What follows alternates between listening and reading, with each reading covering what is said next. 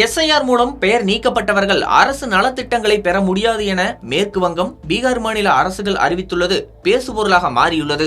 இறந்தவர்கள், நகல் வாக்காளர்கள் மற்றும் தகுதியற்றவர்கள் என கூறப்படும் வாக்காளர்களை கண்டறிந்து நீக்குவதற்காக தேர்தல் ஆணையத்தால் தொடங்கப்பட்ட வாக்காளர் பட்டியல் சிறப்பு தீவிர திருத்தம் எனப்படும் எஸ்ஐஆர் தேர்தல் சமயத்தில் பெரும் கவனத்தை பெற்றது.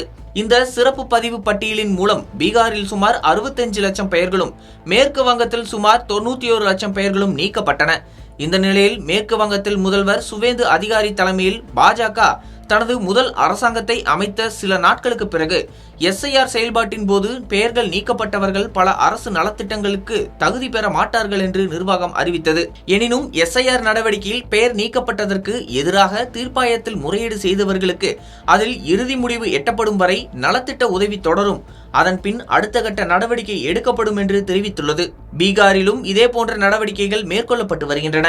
அங்கு பாஜக தலைமையிலான தேசிய ஜனநாயக கூட்டணி அரசாங்கம் ரேஷன் பட்டியலிலிருந்து பயனாளிகளை நீக்க தொடங்கியுள்ளது. அதே நேரத்தில் மாநிலத்தின் வாக்காளர் பட்டியலிலிருந்து பெயர்கள் நீக்கப்பட்டவர்கள் ரேஷன் மற்றும் நலத்திட்டங்கள் உள்ளிட்ட அரசு சலுகைகளை பெற தகுதி பெற மாட்டார்கள் என்று பீகார் முதல்வர் சம்ராட் சௌத்ரி தெரிவித்துள்ளார்.